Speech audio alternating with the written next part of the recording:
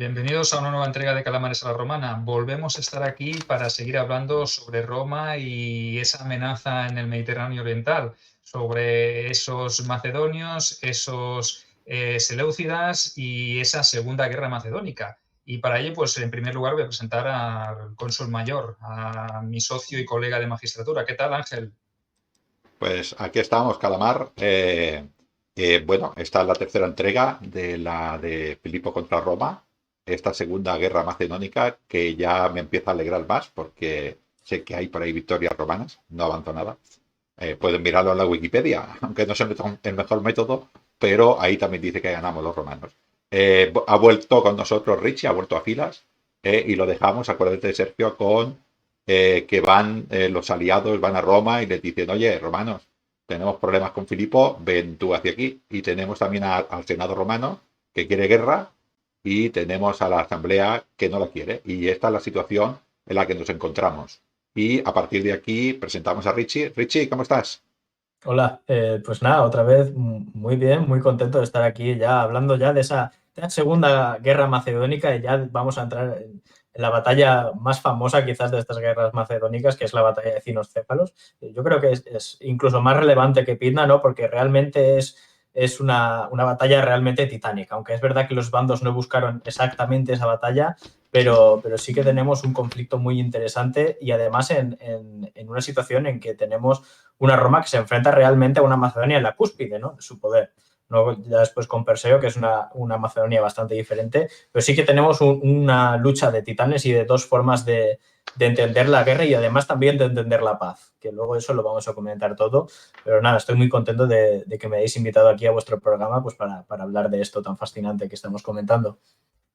Esta es tu casa, Richie. Ya sabes que nosotros contamos con gente que quiera hablar y que quiera divulgar y que esto pues, es un micrófono más y que aquí pues te queremos hacer sentir como si fueras, iba a decir, nuestro reino vasallo, ¿no? En este caso, que los dos somos el Senado y el pueblo de Roma. Amigo de Roma en todo caso.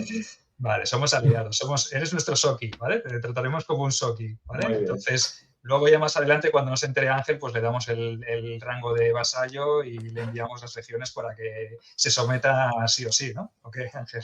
No, no, yo lo hago ciudadano romano, no tengo ningún problema. Si sirve a la República, pues serás ciudadano romano y no hay ningún problema. Para eso, los ciudadanos romanos tienen la obligación de venir al Senado a seguir explicando.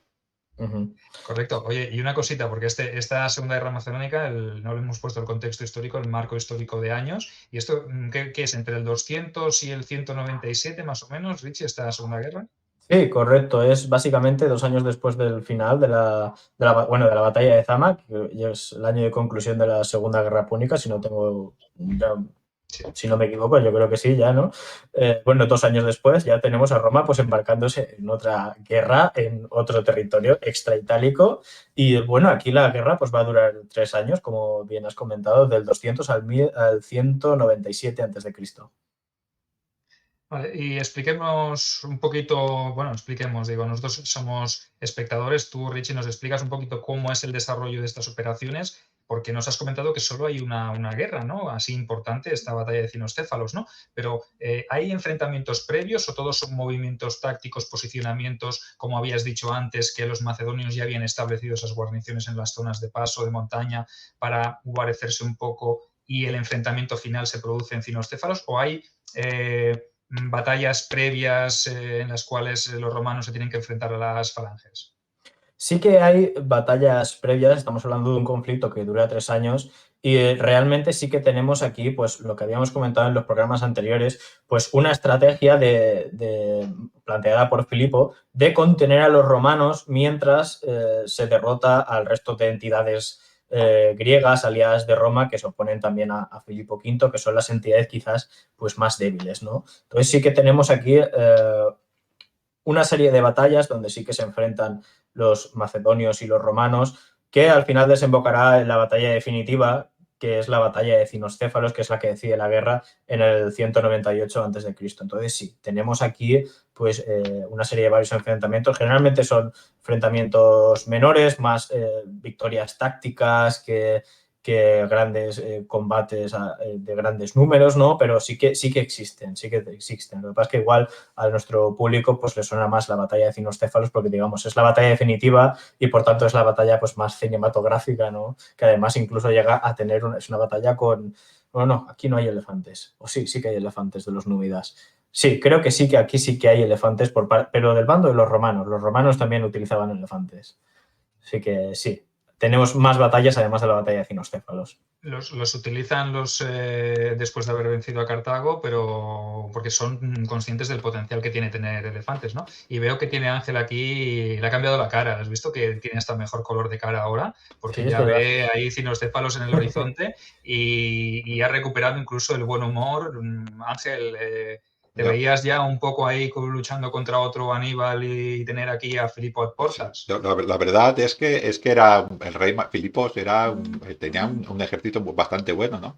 Y podía haber dado más problemas. Aquí esta batalla es bueno, si hablamos un poco, es un poquitín fruto también yo creo que ni el rey buscaba la batalla y los romanos se encontraron, quiero decir que hay desplazamientos de tropas, hay hombres buscando comida, hay unos hombres que suben a la colina, la abandonan, vuelven a por ella, pero es una batalla un poco caótica que al final se resuelve a favor de los romanos bastante bien, ¿no? Una buena paliza, para que vamos a negarlo, por eso estoy contento, porque es una buena paliza, ¿no?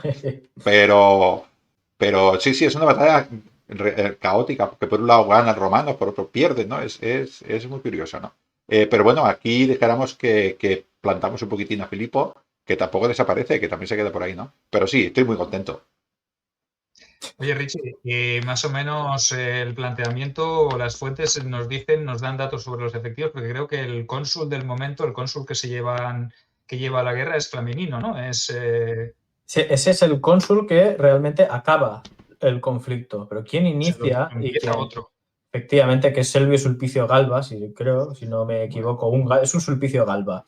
Igual me equivoco en algún nombre, pero es ese, es además el que hace la votación en la Asamblea Popular, que es en un principio denegada, pero al final luego la voluntad del Senado se impone, y es quien lleva en sus inicios el planteamiento de la guerra. Y realmente aquí tenemos el problema porque Filipo V pues, va a aplicar pues, esta estrategia, ¿no?, de detener a los romanos en estos pasos de montaña, donde es muy fácil, con un número muy reducido de tropas, bloquear a grandes contingentes. Y realmente, hasta el año 198, los romanos van a estar bloqueados en sus posiciones, con el consiguiente desgaste político y social que tiene el estar estancados en una guerra, que va a ser básicamente la tónica en todas las guerras macedónicas. Claro, Servio Sulpicio Galba va a acabar su mandato sin haber conseguido ningún triunfo real contra los macedonios en tierra, y eso pues va a tener sus consecuencias. Va a sustituirle después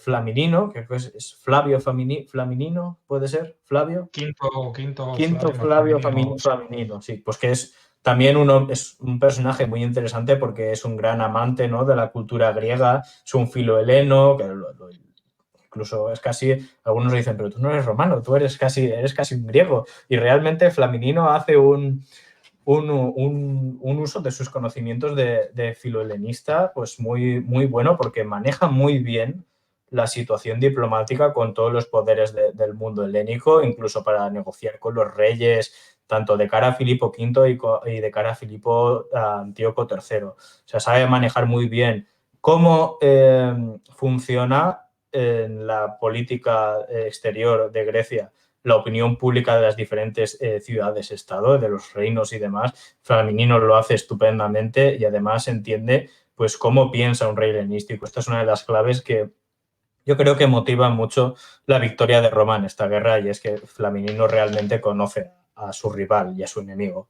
Pero bueno, antes de avanzar... Es Tito Quincio Flaminino, ¿eh? Tito Vale, Quincio Flaminino. Tito No Quincio es, Flaminino. Vale, muy Tito bien. Quincio Flaminino. Digo para que nuestros videoyentes no se confundan con algún otro Flaminino, porque como es un nombre bastante común, pues puede confundirse con algún otro cónsul o con algún otro magistrado importante, ¿vale? Efectivamente. Bueno, pues antes de avanzar ya hasta la batalla de Cinoscéfalos, que es básicamente que Flaminino logra romper este bloqueo macedonio en el valle de Laos, que es el norte de Épiro, en Iliria, prácticamente, el ejército romano estaba estancado ahí. y no podía avanzar más allá porque la guarnición macedonia tenía bloqueada todo el ejército consular ahí y, claro, con el consiguiente desgaste del invierno, de los suministros, del desgaste político de los cónsules que querían buscar la victoria.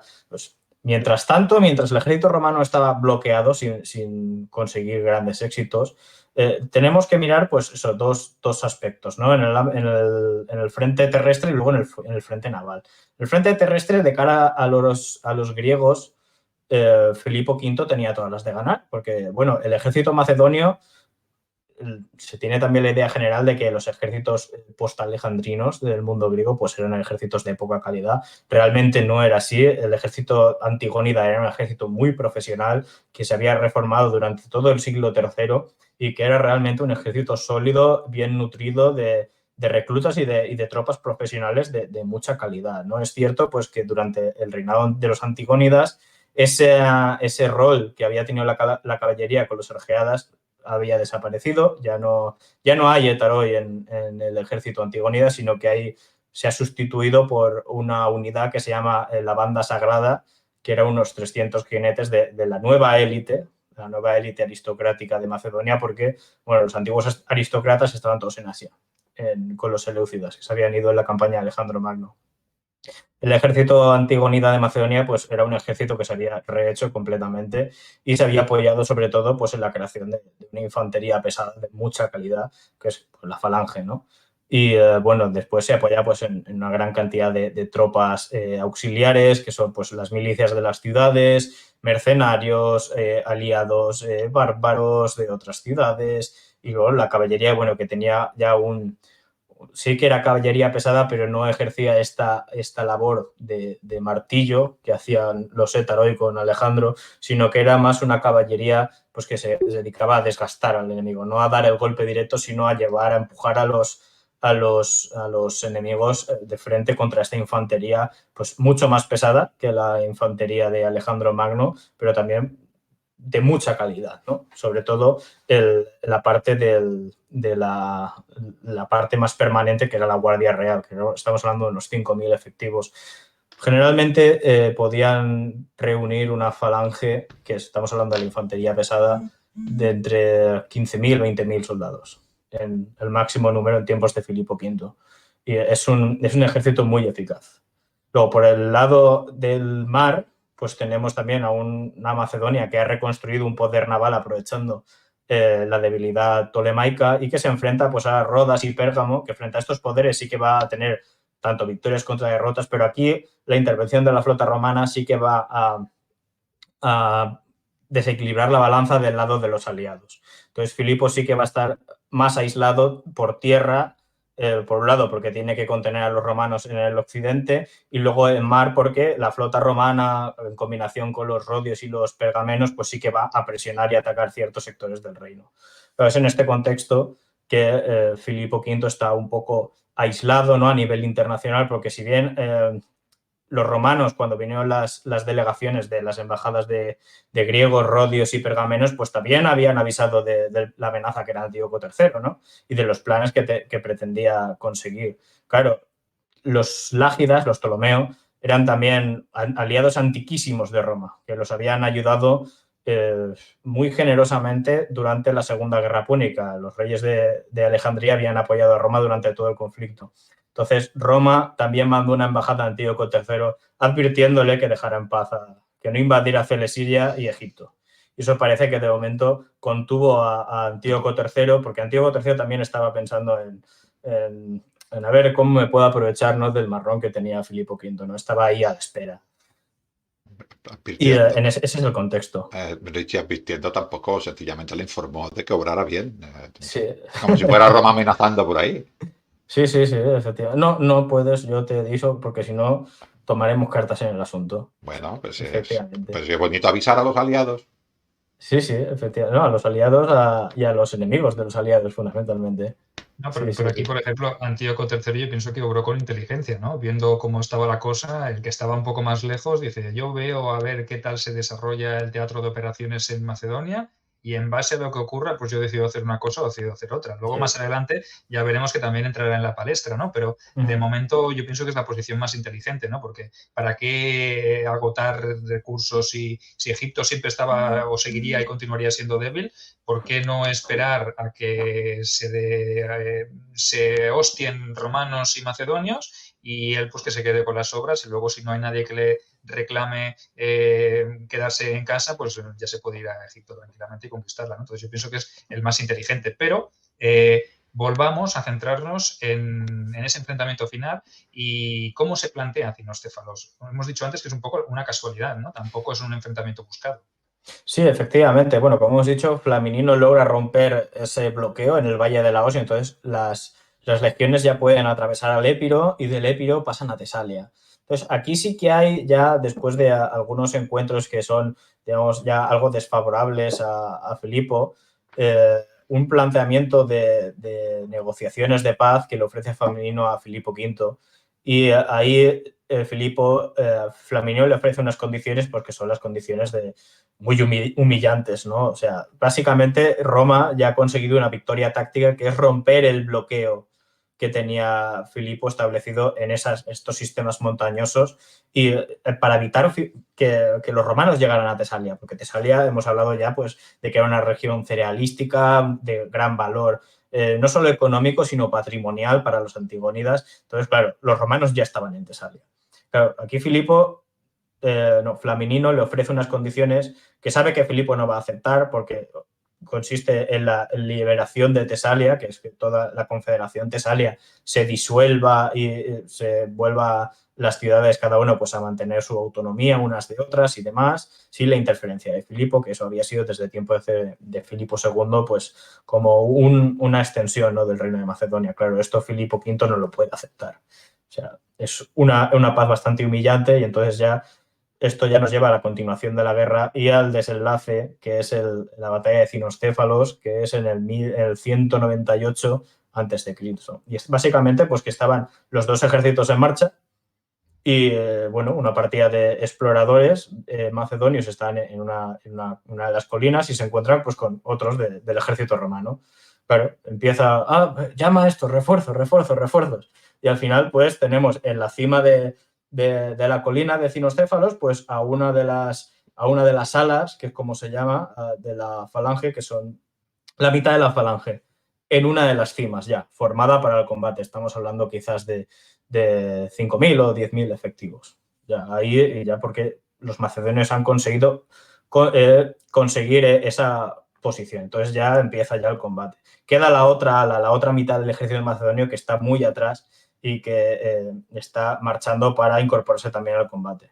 Pero claro, tardan todavía un poco y bueno, empieza el combate, las legiones cargan contra la falange, colina arriba, hacen pues eso, lanzan sus pilas, causan pues el daño que está previsto que debe establecer, pero bueno, empieza el combate frontal contra esta sección de la falange que, bueno, debido al tipo de enfrentamiento y a la orografía del terreno que está pues cuesta abajo, la falange aquí sí que tiene la ventaja. Claro, el desenlace de la batalla realmente está en la iniciativa de un tribuno anónimo del ejército romano que sí que divisa a la otra mitad del ejército macedonio, a la otra falange macedónica que está todavía por formar, pero que ya está en la colina, ¿no? Entonces, ese tribuno romano pues guía a parte de sus tropas contra este grupo macedónico que está todavía por formar. Claro, los pillan fuera de formación y es una auténtica masacre.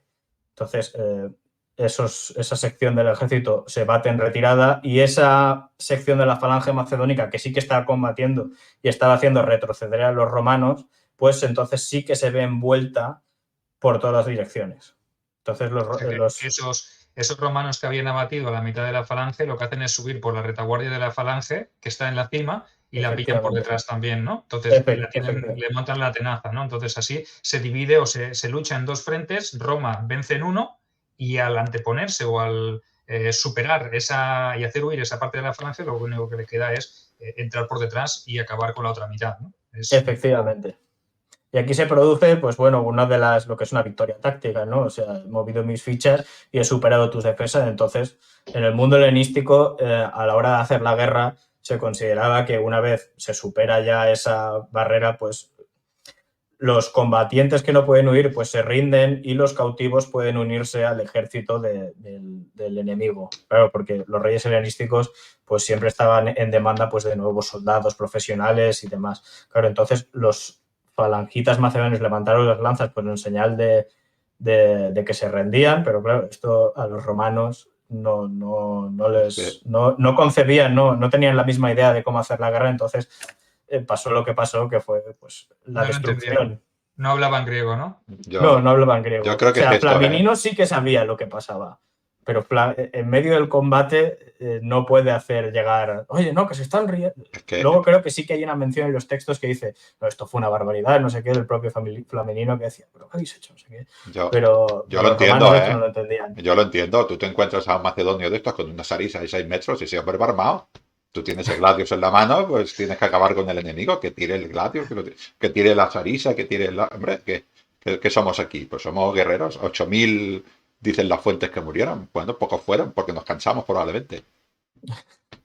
Sí, efectivamente, porque los demás escaparon, pudieron escapar. Básicamente fue fue una derrota contundente y ahí ya Filipo sabía que no podía recuperar Tesalia porque había perdido la mitad del ejército real, del ejército antigónida y aparte la infantería pesada que era la infantería de calidad. Sí, además... Claro, aquí ya hay que venirse a una paz con Roma, que es ya una paz más clásica, más tradicional, pero que aún así fue bastante polémica respecto a los aliados, porque sobre todo los más aférrimos enemigos de Filipo, que eran los etolios, demandaban que el reino de Filipo que debía desintegrarse y que debía desaparecer, porque es que si no, la victoria había sido en vano. Y claro, Flaminino entendía que era, bueno, hemos comentado que era un gran entendido de la cultura griega, de sus costumbres, de sus estrategias diplomáticas, entendía cuál era la función del reino de Macedonia en lo que es la écumene griega, en el mundo griego. Sabía que era un reino tapón para las tribus del norte y sabía que lo mejor para Roma y quizás para el mundo griego era mantener más un statu quo que no sustituir una hegemonía por otra. Claro, los etolios no eran nada populares tampoco entre el resto del mundo griego. Claro, es lo que te iba a comentar, ¿no? Pocos años antes habían tomado la iniciativa por cuenta propia y habían dejado un poquitín en evidencia, no te voy a decir sola, pero sí en evidencia a Roma, ¿no? Es interesante eso que dices de que dejamos allí a Filipo para que nos tape a esas tribus bárbaras del norte. Ya hablaremos un poquitín más adelante, que no lo consiguió muy bien, ¿no? Y una cosa también importante es cómo se les quedaría el cuerpo, porque lo hemos dicho, yo lo he dicho antes de broma, ya sabes, todo esto lo digo de broma, ¿no? Cuando estos no entenderían, los griegos no entenderían la derrota tampoco, quiere decir, nosotros ya nos hemos rendido, los romanos seguían matando, y cuando esos ejércitos volvieron y dijeron, hemos perdido 8000 hombres, pero es que ya nos habíamos rendido. El impacto sería, porque claro, iba en contra de todas las costumbres helenísticas, ¿no? Sería, quiero decir, el mazazo sería terrible. Sí, la verdad es que en Macedonia, la verdad es que, bueno, en la propia dinastía, el impacto fue duro. Y vamos, Macedonia, después de esa batalla, dejó de ser la potencia hegemónica, ¿no? Sino que pasó a ser pues, un estado tapón, que, bueno, seguía siendo Macedonia, tenía un cierto prestigio, pero ya no volvería a ser la potencia hegemónica en ningún lugar. Y de hecho, las condiciones que estableció Roma estaban orientadas también a eso. Roma estableció pues un número máximo de soldados que ponía a tener permanentemente, que eran 5000, solo 5000 soldados en su ejército. No podía hacer la guerra fuera de Macedonia sin el permiso de Roma. Toda la flota antigónida tenía que ser desmantelada y entregada a Roma.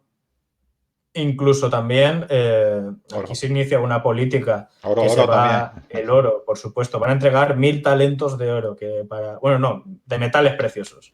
Pero 1000 talentos de oro es una barbaridad. Un talento, para que nos entendamos, son 21 kilos de metal. O sea, podemos hacer la suma, ¿no? Y la mitad de esa suma, que son 500 talentos, se tenía que pagar ya. Y luego el resto en cómodos plazos, ¿no? Como Cofidis. Eh, así que, bueno, fue un mazazo importante para Macedonia. Además, para garantizar que Filipo no hiciera cosas raras, tenía que entregar a uno de sus hijos, a su futuro heredero, que era Demetrio, que se fue de rehén a Roma. A ver. Y bueno, luego hay... Política muy interesante el tema del sistema de rehenes, ¿no? Pero a mí, volviendo al tema de los pagos y de los talentos, ¿verdad que Cartago, cuando perdió la Segunda Guerra Púnica, también tuvo que hacer una especie de tratado en el cual tenía que pagar por adelantado X talentos y durante X años ir devolviendo a cómodos plazos también? Eso es lo que pasa, que Cartago floreció mucho más rápido y eso llevó a que Escipión Emiliano, pues años después, pues tuviera que tomar esa decisión que Catón tanto repetía, ¿no? Tanto repetía en el Senado de Cartago del Endaés, ¿no? Entonces, no sé si nos hemos dejado algo. Yo dejaría por zanjada o daría por zanjada aquí la Segunda Guerra Macedónica, con un Filipo V que tiene que ceder a unas condiciones de paz muy adversas, que pierde su hegemonía en la Hélade, pero que, bueno, que Roma haya puesto un pie en Macedonia, ¿no? Ya tenemos ahí a Roma metida, gestionando, de árbitro pasa a ser juez y ya está metida en todo el meollo, ¿no? Juez, fiscal y verdugo, todo. Sí, efectivamente, Roma sí que va a tener ahora ya un papel mucho, mucho más activo, pero la política de Flaminino va a ser la de cumplir su promesa a los aliados griegos de decretar la libertad de todos los griegos.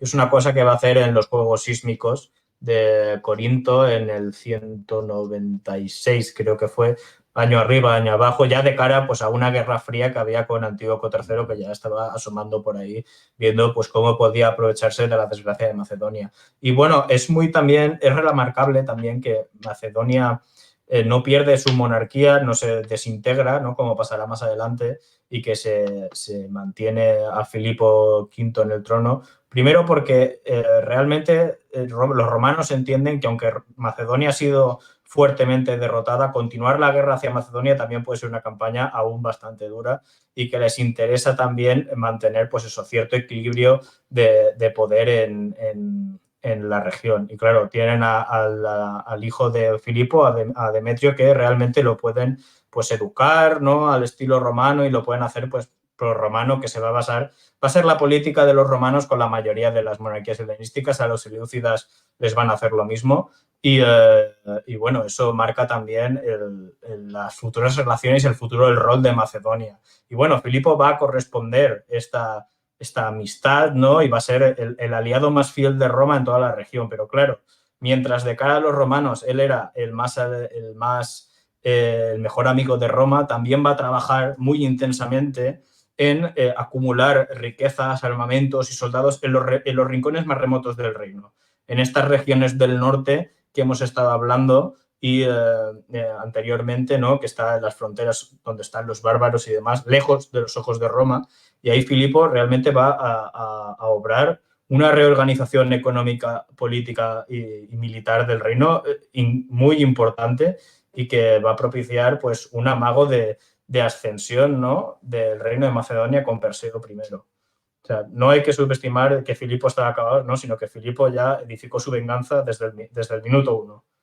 Claro, luego ya las circunstancias pues pasaron igual que le pasó a Cartago, a Macedonia le pasó lo mismo. Claro, evidentemente. Y de eso pues hablaremos en una siguiente entrega o en las que hagan falta, porque ya hemos dicho que nos queda hablar de esa tercera guerra macedónica, que es la que está en ciernes, la que estaba planificando Filipo desde el minuto 1 después de la firma de la paz, y luego vendrá incluso una cuarta, incluso podemos llegar a hablar de la destrucción de Corinto y de todo lo que fue la hegemonía y el control de la República Romana de toda la zona de la Grecia continental. Pero bueno, eso lo dejaremos para más adelante, si os parece. Yo creo que daría por zanjada Primera y Segunda Guerra Macedónica. Ángel, ya tenemos aquí un poco de presencia romana indirecta, pero la tenemos, ¿no? Entonces estamos contentos, ¿no? Estoy encantado. Ha desaparecido Cartago y nos hemos encargado, bueno, hemos debilitado al reino macedónico. Yo acabo muy contento de este programa, ¿no? Y voy a acabar, si quieres, Sergio, con dos frases que las digo todo el rato, que son Roma de lenta es y Roma Roma locuta. de lenta, ¿eh? Roma de lenta. No, No, Roma de Cartago, lenta, ¿eh? Cartago, No. perdón, esto lo borro. Uh. Roma locuta, es que Súper estaba con la punto. siguiente frase, que es Roma locuta, causa finita. Correcto, pues con esta frase, Richie, muchas gracias. Gracias por haberte pasado por el programa. Te convocamos para futuras entregas. Si te has sentido cómodo y quieres volver, pues esta casa de calamares, pues es tu casa, ya sabes. Nada, yo acudo a la llamada encantadísimo. Muchas gracias, Sí, que sobre todo por eso, por ahora tenerme en vienen los cuenta. metelos. Uf, Y a todos vosotros, pues sabed que tenéis más programas en una semana. Suscribíos al canal, darle a la campanilla. Nos podéis seguir en YouTube y nos podéis seguir en iVoox, en el canal de Ángel Portillo Lucas de Lignum en Roma. O sea que, sin más, hasta la semana que viene, calamares. la semana que Cuidaros. viene.